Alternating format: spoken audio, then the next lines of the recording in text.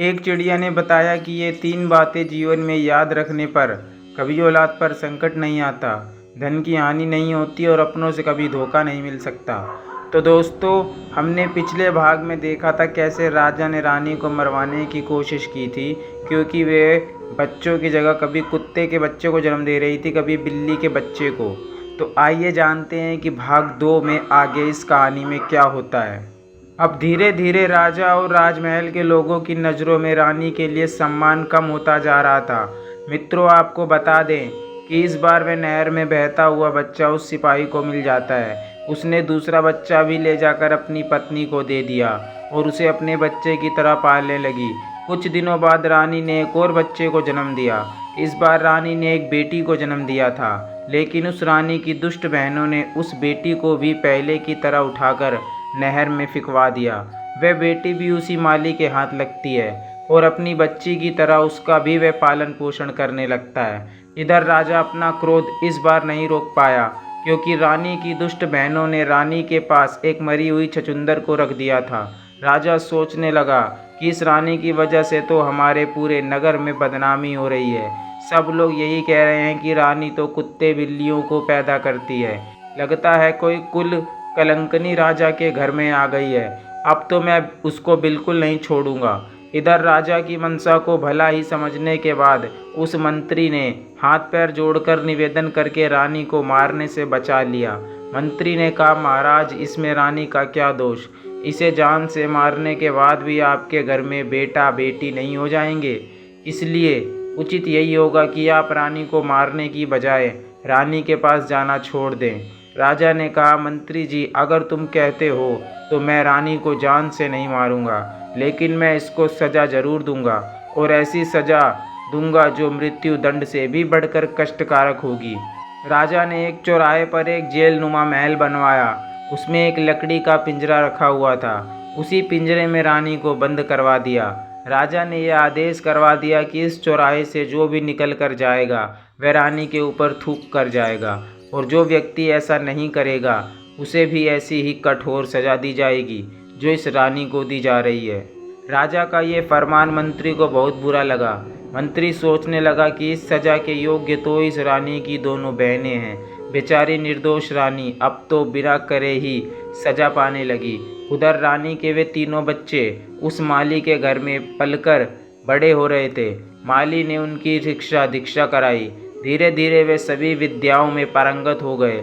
इधर धीरे धीरे तीनों बच्चों से आने होते हैं। उधर उस माली और माली की पत्नी की कुछ दिनों बाद मृत्यु हो जाती है। उनके मरने का अंतिम संस्कार करके तीनों भाई बहन मिलकर उस घर में रहने लगे। दोनों भाइयों को राजा ने यहाँ नौकरी भी मिल जाती है, परंतु उनकी कभी राजा से भेंट नहीं हो पाई थी।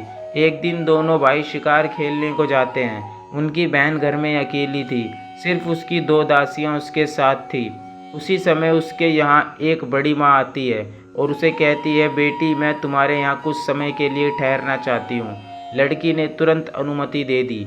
लड़की ने बूढ़ी माँ को भोजन कराया, उनकी खूब सेवा की, अपने घर के आसपास सुंदर बाग बगीचे को, तालाब को दिखाया। वहाँ का सुंदर वातावरण देखकर बूढ़ी माँ का भी हृदय खुशी से गदगद हो गया। लड़की ने पूछा, अम्मा, मेरे महल और बाग के बारे में तुम्हारी क्या राय है? क्या कोई और चीज़ की भी कमी है जो यहाँ होनी चाहिए थी? बुढ़िया ने कहा, बेटी, ये प्रश्न मुझसे ना करो तो अच्छा है। मैं कहूँगी तो तुम कहोगी कि ये 2 टके की बुढ़िया मेरे महल और बाग में नौकस निकालने आ गई। लड़की ने जोर देकर कहा, मैं ऐसा कुछ नहीं कहूँगी। तुम जो भी कमी इसमें समझती हो वह मुझे बताओ, मैं उसे पूरा करने की कोशिश करूँगी। तब बुढ़िया ने कहा, बेटी, ये सब कुछ तो तुम्हारा ठीक है, किंतु मेरी समझ में यहाँ पर 3 चीज़ें और आ जाएं तो संसार में तुम्हारा बाग बहुत सुंदर हो जाएगा, लेकिन उनका मिलना बहुत कठिन है। वो 3 चीज़ें क्या है? ध्यान देकर सुने। एक तो है बुलबुल, मनुष्य की तरह बोलती है। जब वह बोलती है तो उसके आसपास सैकड़ों हजारों चिड़ियाँ जमा हो जाती है और उसके स्वर में स्वर मिलाने लगती है। दूसरा है एक गाने वाला पेड़। उसके पत्ते मोटे और चिकने होते हैं। जब हवा चलने पर पत्ते एक दूसरे से रगड़ खाते हैं, उनसे मधुर संगीत निकलता है। उस संगीत को हर कोई सुनने वाला मुग्ध हो जाता है। तीसरी वस्तु है वह सुनहरा पानी। उसकी एक बूंद किसी बर्तन में रख दी जाए तो बर्तन अपने आप भर जाता है और फिर उसमें से एक फव्वारा सा निकलता है जो कभी नहीं रुकता, क्योंकि वे पानी लौटकर उसी बर्तन में गिरता रहता है। बुढ़िया की बात सुनकर लड़की कहने लगी, अम्मा, अगर तुम्हें इन चीज़ों के बारे में इतने विस्तार से पता है तो तुम ये भी जानती होगी कि ये वस्तुएं कहाँ मिलती हैं। मुझे बताओ, मैं उनकी प्राप्ति का प्रयत्न करूँगी। बूढ़ी महिला ने कहा, बेटा, मैं तुम्हें ये नहीं बता सकती, लेकिन इतना ज़रूर बता सकती हूँ, यहाँ से कोई व्यक्ति उत्तर दिशा में चला जाए और सीधा चलता जाए तो 10 दिन की यात्रा के बाद जो पहला व्यक्ति उसे मिलेगा उससे पूछे कि ये वस्तुएं कहाँ मिलेंगी, वही आगे की राह बताएगा। अच्छा बेटी, बुढ़िया कहने लगी, मुझे काफ़ी देर हो गई है, अब मैं चलती हूँ। बुढ़िया को क्या मालूम था कि वे लड़की इतनी साहसी लड़की है कि खुद इन चीज़ों की तलाश में निकल पड़ेगी, इसलिए उसने विस्तार से वे सब कुछ बता दिया था जो उसे मालूम था। लड़की ने उसकी बताई हुई एक एक बात याद कर ली। इधर दोनों लड़के जब शिकार से लौट कर आते हैं तो अपनी बहन को उदास बैठा हुआ देखते हैं। उन्होंने पूछा, बहन, क्या बात है? आज तुम्हारी तबीयत खराब है क्या? कोई और बात तुम्हारी मर्जी के खिलाफ हो गई है? लड़की ने सिर झुकाकर कहा, नहीं भाई, ऐसी कोई बात नहीं है। भाइयों ने कहा, ये तो तुम झूठ बोल रही हो, कुछ ऐसा तो ज़रूर हुआ है जो तुम्हें दुख दे रहा है। अगर तुम नहीं बताओगी तो हम तुम्हारे पास से उठकर नहीं जाएंगे। तब लड़की ने देखा कि दोनों भाई बात जानने के लिए अड़े खड़े हैं, तो उसने कहा, मैं तुम्हें इसलिए नहीं बताना चाहती हूँ कि जो मैं कहूँगी उसे सुनकर तुम चिंता में और कष्ट में पड़ जाओगे। खैर, जब तुम जिद कर रहे हो तो मैं बता देती हूँ। हमारे पिता ने ये महल हमारे लिए बनवाया था और अपनी समझ शेष में सुंदरता और सजावट की कोई चीज़ की कमी नहीं रखी थी, लेकिन अभी भी इसमें कुछ कमियां हैं। किंतु आज मुझे 3 चीज़ों के बारे में मालूम हुआ है। अगर वे 3 चीज़ें इस बाग में आ जाएं तो हमारा महल अद्वितीय सुंदर हो जाएगा। दोनों राजकुमार ने पूछा, बहन, वे ऐसी कौन सी चीज़ें हैं, हमें शीघ्र बताओ। तब लड़की कहती है, भाइयों, एक तो उम्दा किस्म की बुलबुल जो बोलने वाली हो, जिसका गाना सुनकर हमारे पक्षी इकट्ठे होकर उसके स्वर में स्वर मिलाने लगते हैं। दूसरा है गाने वाला पेड़, जिसके पत्तों से पत्ते रगड़ खाकर संगीत निकलता है। और तीसरा है सुनहरा पानी, जिसकी एक बूंद से कभी ख़त्म ना होने वाला फुवारा बन जाता है। मैं इसी चिंता में हूँ कि इन्हें कैसे प्राप्त करूँ। दोनों राजकुमारों ने पूछा, बहन, अगर तुम ये हमें बता दो कि ये तीनों चीज़ें कहाँ और किस दिशा में मिले तो हम तुम्हें ढूंढकर लाकर देने का प्रयास करेंगे। मित्रों, इस प्रकार अगले दिन उनसे जो बड़ा राजकुमार था वे अस्त्र शस्त्र लेकर घोड़े पर बैठकर वे तीनों चीज़ें लेने के लिए चल देता है। तो लड़की रोने लगती है और कहने लगती है, भैया, मैं कितनी दुष्ट हूँ जो अपने शौक़ के लिए तुम्हें मुसीबत में फंसा रही हूँ। मैं अपनी मांग वापस लेती हूँ, अब कभी भी इन चीज़ों का जिक्र नहीं करूँगी, तुम मत जाओ। तब बड़े राजकुमार ने कहा, बहन, एक बार कमर कसकर मैं पीछे नहीं हटता। अगर मैं नहीं जाऊंगा तो हमेशा मेरे दिल में ये बात खटकती रहेगी, मैं कायर हूँ। मित्रों, राजकुमार ने अपनी बहन को एक खंजर दे दिया और कहा कि जब तक ये खंजर ठीक है मैं सकुशल हूँ, लेकिन अगर इसमें से खून की बूंदें टपकने लगे तो समझ लेना मैं जीवित नहीं हूँ। ये सुनकर के वे दोनों बहन भाई उदास होते हुए कहने लगे, भाई, तुम ऐसी खतरनाक यात्रा पर मत जाओ। लेकिन बड़े राजकुमार ने एक भी नहीं सुनी। उसने फौरन घोड़ा उठाया और सीधी उत्तर दिशा की ओर चलने लगा। चलते चलते 20 दिन का सफ़र तय कर लिया। फिर तभी उसे एक अजीब सा दृश्य दिखाई दिया। उसने देखा कि एक झोपड़ी सी बनी हुई थी, उसके बाहर एक बूढ़ा आदमी बैठा हुआ था। उसके बाल बर्फ़ की तरह सफ़ेद थे और उसकी दाढ़ी, मूछें और भौहें इतने बढ़ गए थे कि उसका पूरा शरीर ढक गया था। उसके हाथ और पैरों के नाखून बहुत बड़े बड़े हो गए थे। उसने अपना शरीर एक चटाई से ढक रखा था, उसके ऊपर उसके बाल पड़े हुए थे। राजकुमार देखकर समझ गया कि वे कोई तपस्वी साधु है जो ऐसे दुर्गम और निर्जन स्थान में अकेला बैठा था। जरूर उन तीनों चीज़ों के बारे में ये साधु जानता होगा। राजा घोड़े से नीचे उतरा और उसने उस वृद्ध तपस्वी के पास जाकर प्रणाम किया। तपस्वी ने प्रति उत्तर में कुछ कहा, लेकिन उसकी आवाज़ राजकुमार को समझ में नहीं आई, क्योंकि तपस्वी बालों से पूरी तरह ढके हुए थे। राजकुमार ने फौरन अपनी जेब से एक छोटी सी कैंची निकाली और कहा, तपस्वी महाराज, आपके बालों की वजह से आपकी आवाज़ मेरे समझ में नहीं आ रही है। यदि आपकी आज्ञा हो तो मैं आपकी दाढ़ी मूछे बालों को काट दूं। तपस्वी ने इशारे से कह दिया, हाँ राजकुमार।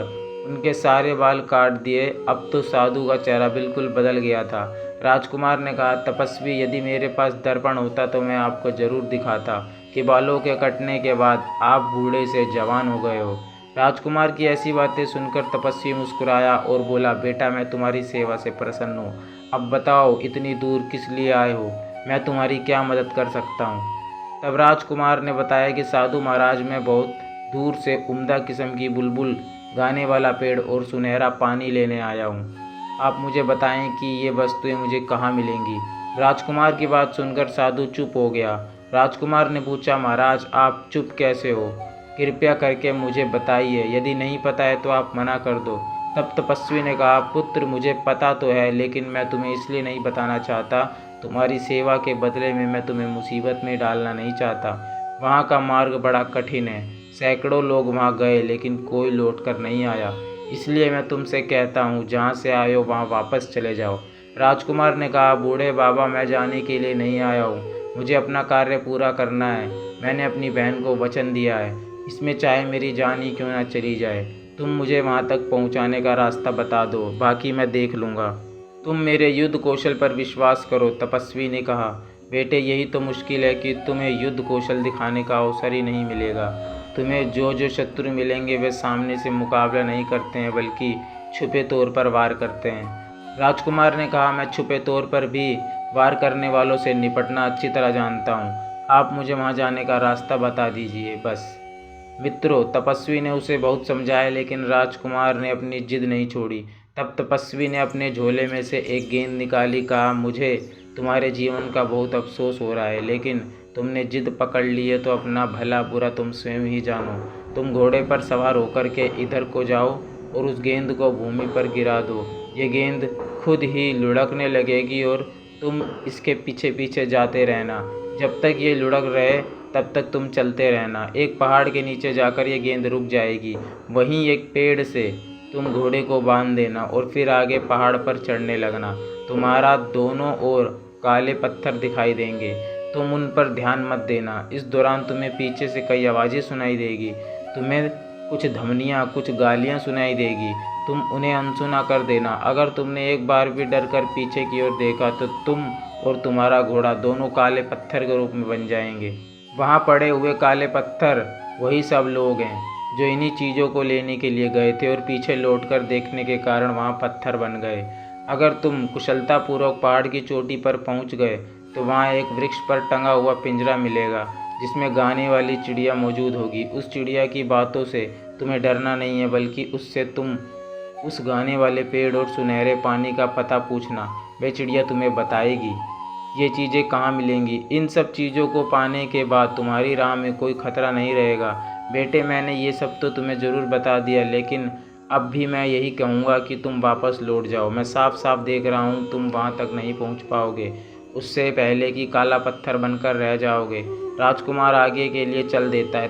तपस्वी ने वे गेंद लुढ़का दी। लुढ़कते लुढ़कते उसी पहाड़ी की टहलती में जाकर रुक गई। वहाँ से ऊपर जाने के लिए एक बड़ा ही खस्ता रास्ता था। राजकुमार ने घोड़े को वहीं बांध दिया और पहाड़ पर चढ़ने लगा। कुछ दूर आने जाने पर उसे बड़े बड़े काले काले पत्थर दिखाई दिए।